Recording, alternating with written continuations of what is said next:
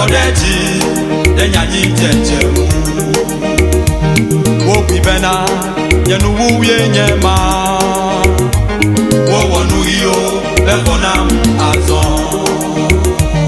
wo bibena yenu wuye nyema wo takalao lefonam azon mi powoda kenye towe mavanyina wo le jijoto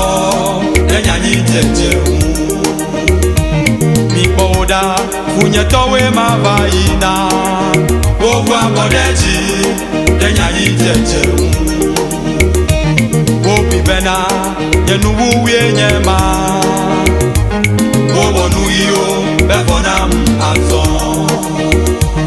wo bibena yenu wuye nyema wo takalao befonam azon gakanyema fonwo jimadele ponyo moji malemo afiha matomo la bepisa lomo pagbale lebena emejanila le maupen kome nyela magafon la bepisa lomo pagbale lebena emejanila le maupen kome nyela magafon kakenyema fonwo jimadele ponyo moji malemo afiha matomo la bepisa lomo pagbale lebena nemejanila le maupen kome nyela magafon la bepisa lomo pagbale lebena nemejanila le maupen kome nyela magafon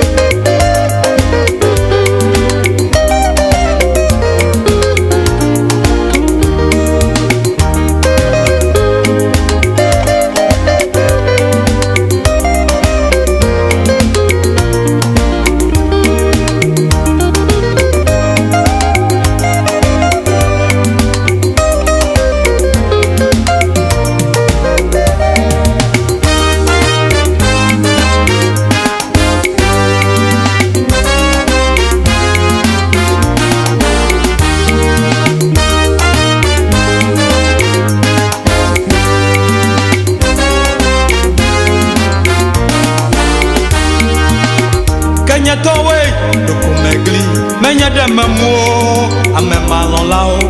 dokumegli menye de memo muban lao dokumegli menye de memo fendu lao dokumegli menye de memo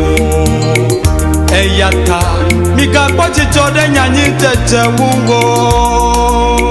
dokumegli menye de memo dokumegli menye de memo Cornelius anagbo ne plebe bisi ye pavinela fima ke no akonu eyata mika kwachi chode nyanyi tete wuwo dokumegli menye de memo oh dokumegli menye de memo gakanyama fonwo jimadele ponyo moji malemo afiha matomo la bepisa lomo pagbale plebena lemejanila le maupen kome nyela magafon la bepisa lomo pagbale plebena lemejanila le maupen kome Yela magafon Kakenya mafombo Jima dele ponyo Mwajima lemo Afiha matomo La bepi Salomo pagbale Lebena Neme janyila Lema ufen kome Yela magafon La bepi Salomo pagbale Lebena Neme janyila Lema ufen kome Yela magafon